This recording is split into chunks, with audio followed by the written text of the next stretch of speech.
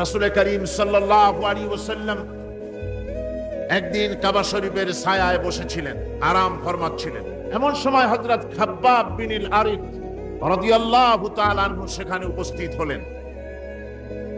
তিনি বলছেন, শাকাউনা ইলা রাসূলিল্লাহি সাল্লাল্লাহু আলাইহি ওয়াসাল্লাম ওয়া হুয়া মুতাওয়াসসিদুন বুরদাতুন ফি জিল্লিল কাবা।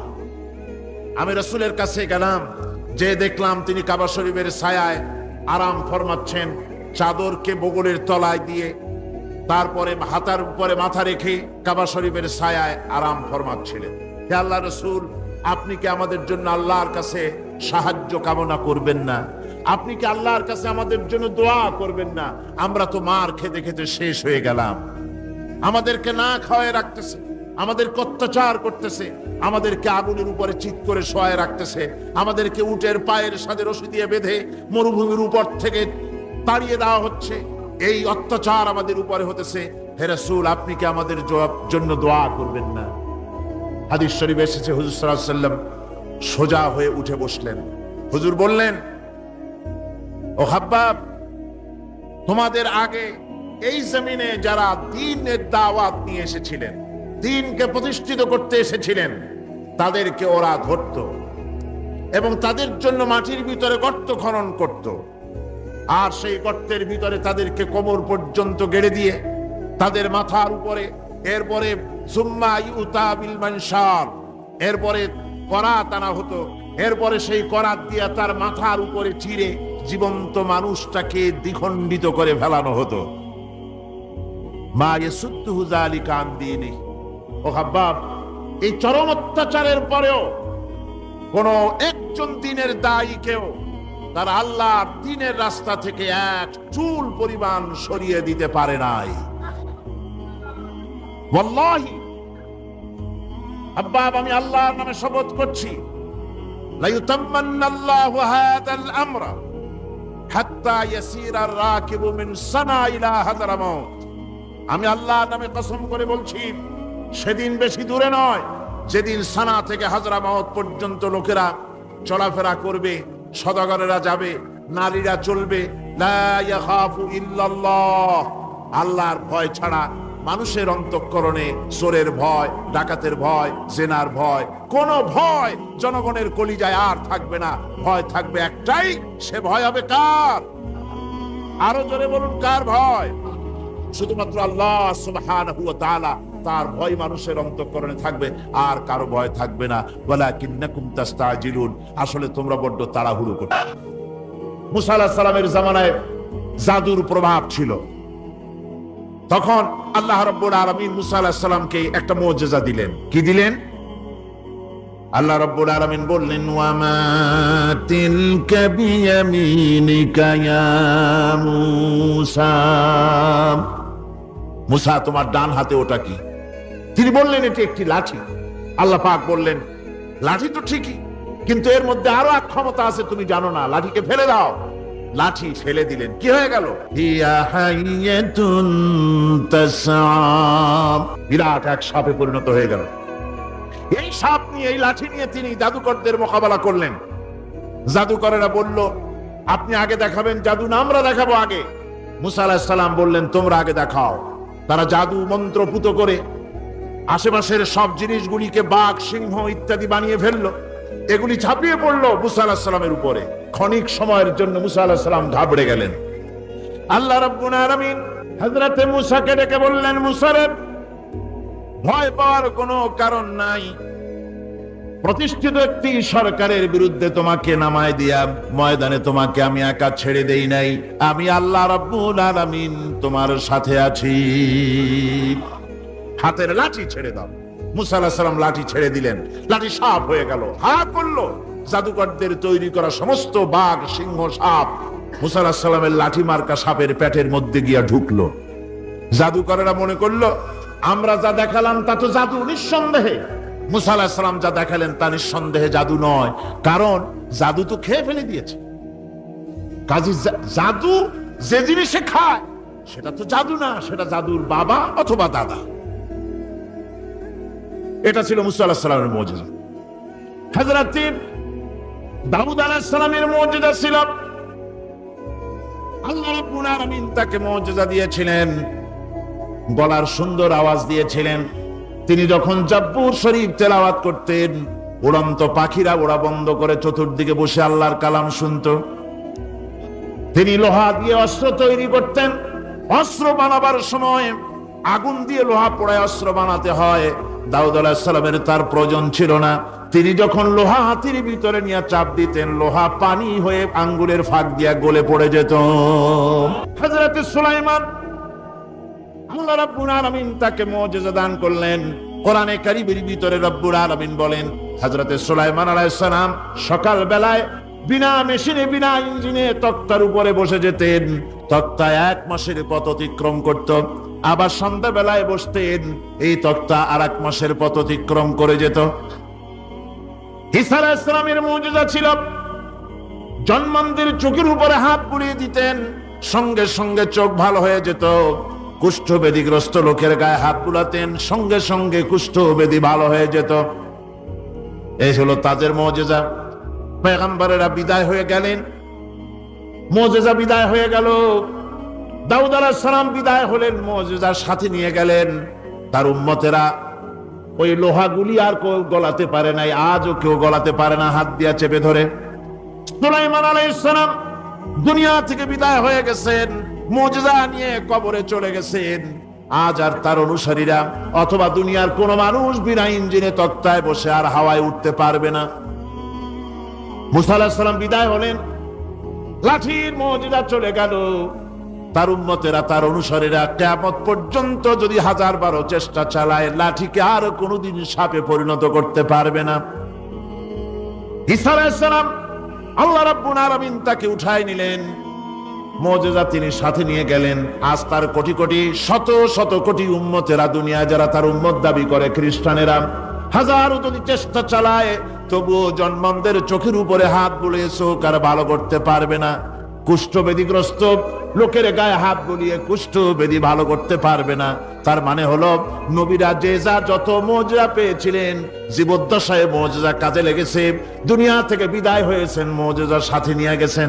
কিন্তু আপনার আমার নবী, বিশ্ব নবী জনাব মুহাম্মদ রাসূলুল্লাহ সাল্লাল্লাহু আলাইহি ওয়াসাল্লামের কাছে আল্লাহ রাব্বুল আলামিন তাকে যত মুজিজা দিয়েছিলেন, 3000-এর উপরে আল্লাহর নবীর মুজিজা ঘটেছিল 23 বছরের নবুয়তের জীবনে। তার মধ্যে শ্রেষ্ঠ মুজিজা হতেছে কোরআন মাজিদ। আল্লাহর নবী বিদায় হয়ে গেলেন, মুজিজা সাথে নিয়ে যান নাই, মুজিজা রেখে গেলেন দুনিয়ায়। কিয়ামত পর্যন্ত দুনিয়াবাসী, নবীর উম্মতেরা কোরআনের মুজিজা ব্যবহার করতে পারবে। এই কোরআনে কারীম রাসূল কারীম সাল্লাল্লাহু আলাইহি সাল্লামের জীবনের শ্রেষ্ঠ মুজিজা। মানুষ পাগল হয়ে গেছে কোরআন শুনে। সুতরাং এই কোরআনের বৈশিষ্ট্য সকল দিক থেকে এক অপূর্ব একটি কিতাবে পরিণত করেছে, যা মানুষকে চিরকাল বিস্ময় হতবাক করে দিয়েছে। কোরআনে কারীম পৃথিবীতে নাজিল হচ্ছে। রাসূল কারীম সাল্লাল্লাহু আলাইহি ওয়াসাল্লামের কাছে লোকেরা আসছে এবং কোরআন শুনে দাওয়াত কবুল করছে। হুজুর দাওয়াত দিচ্ছেন, ইয়া আইয়ুহান নাস কুলু লা ইলাহা ইল্লাল্লাহ তুফলিহু। হে মানব সকল, ঘোষণা করো, যদি মুক্তি পেতে চাও, নাজাত পেতে চাও, তাহলে পড়ো লা ইলাহা ইল্লাল্লাহু মুহাম্মাদুর রাসূলুল্লাহ। কোরআনে কারীমের দাওয়াত, কালেমায়ে তাওহীদের দাওয়াত গ্রহণ করার সাথে সাথে অত্যাচারের স্টিম রোলার চাপিয়ে দিল কাফের বেঈমানেরা। মুসলমানেরা অত্যাচারিত হলেন, মার খাচ্ছেন, শহীদ হচ্ছেন, কষ্ট পাচ্ছেন তারা। আর রহমানু আল্লামাল কুরআন খালাকাল ইনসানা আল্লামাহুল বায়ান الشمس والقمر بحسبان والنجم والشجر يسجدان صدق الله العظيم। রহমান যিনি কোরআন শিক্ষা দিয়েছেন, আল্লামাল কোরআন, কোরআন শিক্ষা দিয়েছেন। কোরআন এক বিশাল, কোরআন যেমন বিশাল, তার আলোচনাও তেমন বিশাল। কোরআনে কারীমের বৈশিষ্ট্য হচ্ছে কোরআন গোটা মানব জাতির জন্য সর্বশেষ হেদায়েতের গ্রন্থ আল্লাহর পক্ষ থেকে। আর একটি বাণীও মানুষের জন্য আসবে না। আল্লাহর পক্ষ থেকে মানুষের জন্য আর কোন বাণী আসবে? আল্লাহর পক্ষ থেকে মানুষের জন্য হেদায়েতের আর কোন কথা আসবে না। এটাই শেষ কালামে রব্বানি, আখেরি কালাম কোরআনে কারীম। এরপরে আর কোন বাণী আল্লাহর পক্ষ থেকে আসবে না। প্রচলিত অর্থে আমরা আসমানি কিতাবগুলোকে ধর্মগ্রন্থ বলি। ধর্মগ্রন্থ আমাদের দেশের লোকেরা বলে, এবং এই ধর্মগ্রন্থের আওতায় বেদ, জিন্দাবিস্তা, ত্রিপিটক, বাইবেল ইত্যাদি গুলিকে ধর্মগ্রন্থ বলা হয়। ধর্মগ্রন্থ প্রচলিত অর্থে ধর্মগ্রন্থ বলতে যা বুঝায়, কোরআনে কারীম তেমন কোন প্রচলিত অর্থে ধর্মগ্রন্থ নয়। অন্যান্য ধর্মগ্রন্থগুলি কিছু সদাচরণের কথা বলেছে, বলেছেন অহিংসা পরম ধর্ম, বলা হয়েছে জীব হত্যা মহাপাপ, শত্রুকে ক্ষমা করে দিও, এই জাতীয় কিছু কথাবার্তা, কিছু মিষ্টি মিষ্টি কথাবার্তা ইত্যাদি বলা হয়েছে। এবং পৃথিবী জুড়ে স্থান কাল পাত্র ভেদে তার কোনো স্থায়ী আবেদন টিকে থাকে নাই।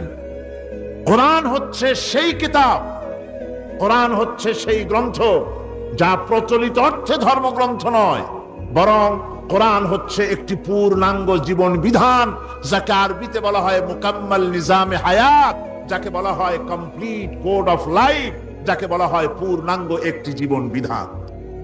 কোরআন শরীফ এমন কিছু নাই যা কোরআন শরীফের মধ্যে বিধৃত হয়নি। সকল কথা আল্লাহ পাকের মধ্যে বলে দিয়েছেন। একেবারে এ কোরআনে কি নাই? সব আছে। কোরআন শরীফ পিঁপড়া থেকে শুরু করে হাতি পর্যন্ত কোরআনের ভিতরে সন্নিবেশিত করা হয়েছে। পিঁপড়ার নামে একটা সূরা আছে না? নাম কি? সূরা আন-নামল। আবার হাতির নামেও একটা সূরা আছে, নাম কি? সূরা ফিল। লোহার নামে সূরা আছে, মাকড়সার নামে সূরা আছে, মৌমাছির নামে সূরা আছে, মানুষের নামেও সূরা আছে। মানুষের ভেতরে দুটো শ্রেণী, পুরুষ এবং নারী, মহিলাদের কেউ বাদ দেওয়া হয় নাই, তাদের জন্য একটা সূরা আছে, নাম কি? তাহলে পিঁপড়া থেকে শুরু করে হাতি আর মানুষ, তার প্রয়োজনীয় যা কিছু সব কিছুকে আল্লাহ পাক কোরআনে কারীমের মধ্যে সন্নিবেশিত করে দিয়েছেন। আমি অনেকবার এই কথা বলেছি, এটা কোনো কোরআন হাদিসের কথা নয়, এটা আমার ধারণার কথা, কোরআন হাদিসের কথা নয়। যেমন কোরআন শরীফের শুরু হয়েছে বিসমিল্লাহ দিয়ে। কি দিয়ে শুরু হয়েছে? বিসমিল্লাহ দিয়ে। প্রথম অক্ষরটা কি? বা। আর শেষ হয়েছে মিনাল জিন্নাতি ওয়ান নাস, শেষের অক্ষর কি? সিন। তাহলে কোরআনের প্রথম অক্ষর বা আর শেষের অক্ষর সিন, দুইটাকে জুড়ে দিলে কি হয়? বাস। আমার কাছে মনে হয় যেন কোরআনে কারীমের ভিতরে আল্লাহ রাব্বুল আলামিন পৃথিবীবাসীদের জন্য যা কিছু প্রয়োজন সবকিছু সন্নিবেশিত করে দিয়েছেন। শুরু করলেন বা দিয়া, শেষ করলেন সিন দিয়া, বাস করে দিলেন যেন বলা হলো পৃথিবীর মানুষেরা, তোমাদের জন্য কিয়ামত পর্যন্ত যা কিছু দরকার সবগুলি আমি আল্লাহ রাব্বুল আলামিন কোরআনের মধ্যে ভরে দিয়েছি। বাস হয়ে গেছে, আর কিছুর প্রয়োজন নাই, আর কিছু প্রয়োজন নাই, সব আমি কোরআনে কারীমের ভেতরে সন্নিবেশিত করে দিয়েছি। সুতরাং কোরআনে কারীমের এই বৈশিষ্ট্য যে অন্য ধর্মগ্রন্থের মতো কোরআন শরীফ নাম সর্বস্ব একটি ধর্মগ্রন্থ নয়, এর মধ্যে রয়েছে মানুষের প্রয়োজনীয় সবকিছু। কোরআনের আরেকটি বৈশিষ্ট্য হচ্ছে যে অন্যান্য ধর্মগ্রন্থগুলির ভেতরে মানুষেরা হাত লাগাইছে, অপারেশন করেছে, বাড়াইছে কমাইছে, সর্বনাশ করে দিয়েছে, ইচ্ছে মতো বাড়াইছে কমাইছে। কমাতে কমাতে কম্বলের লোম বাঁচতে যেমন কিছু থাকে না, নিজেরা নিজেদের কথা ভিতরে ঢুকাতে ঢুকাতে আজকের বাইবেল আল্লাহর কথা শূন্য হয়ে গিয়েছে। বর্তমান পৃথিবীতে লুক, জন, মার্ক, মথি, scripture, new testament, old testament, খ্রিস্টানদের ধর্মগ্রন্থ বলতে যা বুঝায় এই পুরা ধর্মগ্রন্থ, তাদের এই কিতাবগুলির ভিতরে আল্লাহ রাব্বুল আলামিনের একটি কথা নাই, সব তারা শেষ করে ফেলেছে। কোরআন এক্ষেত্রে ব্যতিক্রম। এই কোরআন একমাত্র কিতাব যা আজ পর্যন্ত অকৃত্রিম এবং অবিকৃত অবস্থায় বিশ্ব মানব সভ্যতার সামনে বিজয় গৌরব নিয়ে দেদীপ্যমান হয়ে আছে দ্বীপ্রহরের সূর্যের মতো, যার ভিতরে কোনো ভুল নাই, যার ভেতরে কোনো ত্রুটি নাই। কোরআনে কারীম তার আরেকটি বৈশিষ্ট্য হচ্ছে কোরআন একমাত্র গ্রন্থ যার ভাষা এবং সাহিত্য 1400 বছর ধরে এর ভিতরে কোনো কৃত্রিমতা ঘটেনি। আরবি ভাষা এবং সাহিত্যের সর্বোৎকৃষ্ট নমুনা হিসাবে কোরআন শরীফ টিকে আছে। পৃথিবীর কত ভাষা শেষ হয়ে গিয়েছে, কত ভাষা জন্মগ্রহণ করেছে আর মরে গেছে তার ঠিক নাই। ভাষার উন্নতি যত হচ্ছে, কোরআনে কারীম সমস্ত ভাষা এবং সাহিত্যের মানকে উতরে গিয়ে এমন এক জায়গায় কোরআনের ভাষা সাহিত্য পৌঁছে গেছে যাকে স্পর্শ করা পৃথিবীর কোনো ভাষার পক্ষে সম্ভব নয়। কোরআন এক জীবিত ভাষা, জীবন্ত ভাষা। কোরআন আরবি ভাষা। পৃথিবীর অন্তত 38টি দেশের রাষ্ট্রভাষা, স্টেট ল্যাঙ্গুয়েজ আরবি ভাষা। এই আরবি ভাষা আল্লাহ পাক এই কোরআন নাজিল করেছেন। এর মজা ফুরায় না, এর সাহিত্যের মান ফুরায় না। এটা হচ্ছে কোরআনে কারীমের আরেকটি বৈশিষ্ট্য। কোরআনে কারীমের অন্যান্য বৈশিষ্ট্যের ভেতরে আরেকটি বৈশিষ্ট্য হচ্ছে যে এ কোরআনে কারীম একমাত্র কিতাব যেই কিতাবের ভেতরে রয়েছে কোরআনের অনুসারী তাদের নাম এবং কোরআনের অনুসারী তাদের ধর্মের নাম গ্রন্থের ভেতরে আছে, যা অন্য কোন কিতাবের মধ্যে নাই। সেটা হচ্ছে আমরা যে মুসলমান তা কোথায় পেলাম? আমরা যে মুসলমান এই পরিচিতি কোথায় পেলাম? হুয়া সাম্মাকুমুল মুসলিমিন। এই মুসলমান নাম আল্লাহ কোরআন শরীফে ব্যবহার করেছেন। তিনি আমাদের নাম দিয়েছেন আমরা মুসলমান। আমরা কি মুসলমান? আমাদের নাম এই কিতাবের মধ্যে রয়েছে। আমাদের জীবন ব্যবস্থার নাম, ধর্মের নামও ইন্নাদ-দীনা ইনদাল্লাহিল ইসলাম। ইসলামের নাম, মুসলমানের নাম কোরআনে কারীমের মধ্যে রয়েছে, যা অন্য কোন ধর্মগ্রন্থের মধ্যে নাই।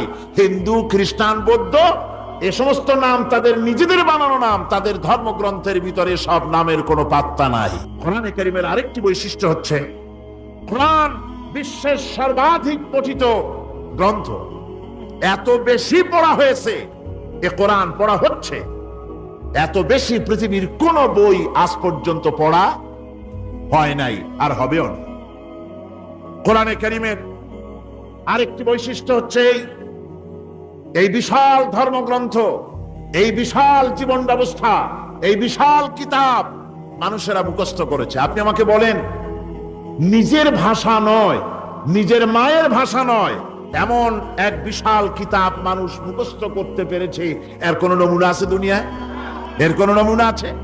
মাতৃভাষা নয়, অথচ পৃথিবীর ইংরেজ হোক, উর্দুভাষী হোক, ল্যাটিন হোক, তেলুগু হোক, ডাচ হোক, ফ্রান্স হোক, যে কোনো ভাষা, বাংলা ভাষা হোক, সমস্ত ভাষার লোকেরা কোরআনে কারীমকে মুখস্থ করতেছে। সুবহানাল্লাহি বিহামদি। আমাদের দেশেও লক্ষ লক্ষ হাফেজে কোরআন বর্তমান রয়েছে। এটা হচ্ছে কোরআনে কারীমের আরেকটি বিরাট রকমের বৈশিষ্ট্য। কোরআনে কারীমের অফুরন্ত বৈশিষ্ট্যের ভেতরে এটাও একটি, কোরআন হচ্ছে একটি বিরাট মুজিজা। কোরআন একটি মুজিজা। কোরআন একটি কি? মুজিজা। দুনিয়ায় যত নবী আল্লাহ পাঠিয়েছেন, সমস্ত নবীদেরকে তিনটা জিনিস দিয়েছেন। কয়টা জিনিস কন্ত? তিনটা। ওয়াহি, হুসনে খুলক আর মুজিজা। একটা হচ্ছে ওহী, আরেকটা হচ্ছে উন্নত মানের চরিত্র, আরেকটা হচ্ছে কি? মুজিজা। এই মুজিজা সকল নবীকে দেওয়া হয়েছে। মুজিজা হচ্ছে সমকালীন যুগের বড় যে কোনো শক্তিকে দুর্বল করে দেয়, যে কোনো জিনিসকে দুর্বল করে দেওয়ার মতো ক্ষমতা রাখে যে জিনিস, তার নাম মুজিজা।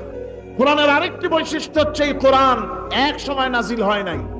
30 পারা কোরআন শরীফ একসাথে নাজিল হয়েছে না। কোরআন নাজিল হয়েছে আস্তে আস্তে, ধীরে ধীরে। কত বছর লাগলো? 23 বছরেরও কিছু বেশি সময় ধরে কোরআন ধীরে ধীরে রাসূল করিম সাল্লাল্লাহু আলাইহি সাল্লামের কাছে অবতীর্ণ হয়েছে। এমনটি আর কোনো কিতাব হয়নি, যা আর কোনো ধর্মগ্রন্থ যারা অন্যরা দাবি করে এরকম হয়নি। কোরআনে কারীমের আরেকটি বৈশিষ্ট্য হচ্ছে, যখন কাগজ ছিল না, ছাপাখানা ছিল না, এমনকি টেপ রেকর্ডার ছিল না, তখনকার নাজিলকৃত কিতাব যেভাবে নাজিল হয়েছিল সেইভাবে আজ পর্যন্ত অবিকল টিকে আছে, টিকে থাকবে ইলা ইয়াউমিল কিয়ামা। কিয়ামত পর্যন্ত কোরআনে কারীমের এই অকৃত্রিম অবিকৃত অবস্থায় কোরআনে কারীমের এই শান, এই বরকত টিকে থাকবে। এই জন্য কোরআন শরীফ হচ্ছে এই পৃথিবীর মহাবিশ্বের মহাবিস্ময়। কোরআন হচ্ছে পৃথিবীর মহাবিশ্বের মহাবিস্ময়। এর মর্যাদা সম্পর্কে রাসূল করিম সাল্লাল্লাহু আলাইহি ওয়াসাল্লাম বলেছেন, ওয়ান উসমান রাদিয়াল্লাহু তাআলা আনহু আন্নাহু قال قال رسول الله صلى الله عليه وسلم خيركم من تعلم القرآن وعلمه رواه البخاري। আল্লাহর নবী বলেন, তোমাদের মধ্যে সর্বোত্তম ব্যক্তি সেই, তোমাদের ভিতরে ভালো ব্যক্তি, উত্তম ব্যক্তি সেই যে ব্যক্তি নিজে কোরআন শেখে আর অন্যকে শেখায়। কোরআন যে শেখে আর অন্যকে যে শিখায়, সেই ব্যক্তি হলো তোমাদের মধ্যে সর্বোত্তম ব্যক্তি, ভালো ব্যক্তি। সুবহানাল্লাহ পড়েন। কোরআনে কারীমের এই মর্যাদা সম্পর্কে রাসূল করিম সাল্লাল্লাহু আলাইহি সাল্লাম বলেছেন, দুই ব্যক্তিকে, দুই শ্রেণীর লোককে ঈর্ষা করা যায়। অমুকে বিরাট বাড়ি করেছে, সে বাড়ি থেকে হিংসা হয়, আমি ওরকম বাড়ি করব, অমুকের মতো নেতা হব, অমুকের মতো বড় লোক হতে হবে। পরশ্রী কাতরতা অথবা ঈর্ষা করা, এরকমের ঈর্ষা করা জায়েজ নাই। রাসূলুল্লাহ বলেছেন, দুই ব্যক্তির সঙ্গে ঈর্ষা করা যায়। আন ইবনে উমর রাদিয়াল্লাহু তাআলা আনহু আন্নাহু قال قال رسول الله صلى الله عليه وسلم لا حسد الا على الاثنين। দুই ব্যক্তি ছাড়া অন্য কারো সাথে হিংসা করা যায় না, রিস্ক করা যায় না। কোন কোন ব্যক্তি? রাজুলুন আতাহুল্লাহুল কুরআন ফাহুয়া ইয়াকুমু বিহি আনা আল-লাইলি ওয়া আনা আন-নাহার। ওই ব্যক্তির সঙ্গে ঈর্ষা করা যায়, হিংসা করা যায় যে ব্যক্তিকে আল্লাহ পাক কোরআনের ইলম দান করেছেন, সে ব্যক্তি দিন রাত কোরআন তেলাওয়াত করে, কোরআনের উপরে আমল করে, কোরআনের উপরে থাকে, মানুষকে কোরআনের দাওয়াত দেয়। ওই লোকের সাথে ঈর্ষা করা দরকার যে তার মতো হতে চায়। ওয়ারাজুলুন আতাহুল্লাহু মালান ফাহুয়া ইউনফিকু মিনহু আনা আল-লাইলি ওয়া আনা আন-নাহার মুত্তাফাকুন আলাইহি। বুখারী মুসলিমের হাদিস। রাসূলুল্লাহ বলছেন, অন্য আরেক ব্যক্তি হচ্ছে যে ব্যক্তিকে আল্লাহ পাক মাল দিয়েছেন, সম্পদ দিয়েছেন, ওই ব্যক্তি তার মাল আর সম্পদকে দিন রাত দুহাতে আল্লাহর রাস্তায় খরচ করে। তার মতো হওয়ার জন্য তার সাথে ঈর্ষা করা যেতে পারে।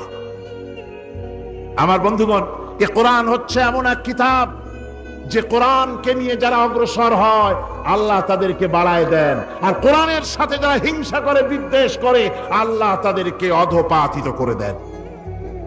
আন ওমর ইবনে আল-খাত্তাব রাদিয়াল্লাহু তাআলা আনহু قال قال رسول الله صلى الله عليه وسلم ان الله يرفع بهذا الكتاب اقواما ويضع به آخرين رواه মুসলিম। হযরত ওমর রাদিয়াল্লাহু তাআলা আনহু বলছেন যে আল্লাহ পাক এই কোরআনের সাহায্যে এক শ্রেণীর লোককে প্রতিষ্ঠিত করবেন দুনিয়ার বুকে, এবং আখিরাতেও আরেক শ্রেণীর লোককে করবেন অধঃপাতিত। যারা কোরআনের সাথে বিরোধিতা করবে, তারা যদি হিরো হয় আল্লাহ তাদেরকে জিরো বানাবেন। কি বানাবেন? জোরে কোন? জিরো বানিয়ে দিবেন। আর কোরআনকে নিয়ে যারা আগ বাড়ে, তারা যদি জিরো হয় আল্লাহ পাক তাদেরকে কি বানায় দেন? কোরআনের সাথে বিরোধিতা আজকে নতুন কিছু নয়, আবহমান কাল থেকে কোরআনের সাথে চলছে বিরোধিতা। বিশ্বকবি, কবি সম্রাট আল্লামা ইকবাল, আল্লাহ তাকে জান্নাতুল ফেরদাউস নসিব করুন, সবাই বলুন আমিন। আল্লামা ইকবাল বলেছেন, সতীজা কর রহা হ্যায় আসল সে ইমরোজ, সতীজা কর রহা হ্যায় আসল সে ইমরোজ, चरागे मुस्तफा भी से शरारे बुलहबीस।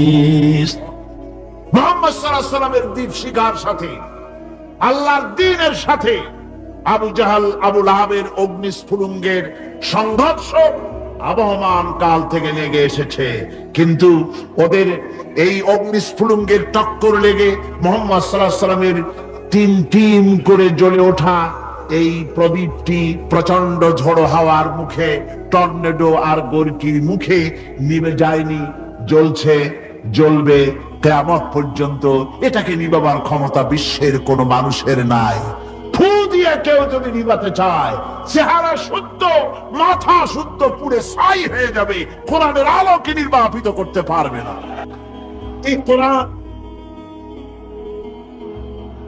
এই কোরআন যার সিনার ভিতরে থাকে, যার সিনার মধ্যে থাকে, সে হয় সমৃদ্ধ, আর যার সিনার মধ্যে থাকে না, সে হয় সবচাইতে ফকির আর এতিম। আল্লাহর নবী বলেছেন, ইন্নাল্লাযী লাইসা ফী জাওফিহি শাইউম মিনাল কুরআনি কাল বাইতিল খারিব।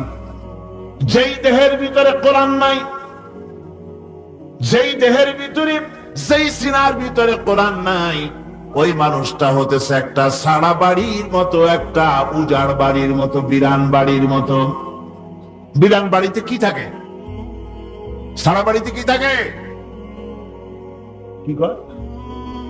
না না, ভূত কিসের? খামোখাই ভয় পান আপনারা। ভূত বলে কিছু নাই। হ্যাঁ, শয়তান থাকে, জিন থাকে, তারপরে ওর মধ্যে আর কি থাকে? উতুম পেঁচা থাকে, ইঁদুর থাকে, তেলাপোকা থাকে, উই পোকা থাকে, বাঁদর থাকে, উল্লুক থাকে, সাপ থাকে। রাসূলুল্লাহর কথা দেখেন, কি সুন্দর কথা, সুবহানাল্লাহ, সুবহানাল্লাহ। যে দেহের ভিতরে কোরআন নাই, সারা বাড়িতে যা থাকে, পুরো বাড়িতে যা থাকে, বিরাট বাড়িতে যা থাকে, যে দেহে কোরআন নাই, সেই দেহের মধ্যে তাই থাকে।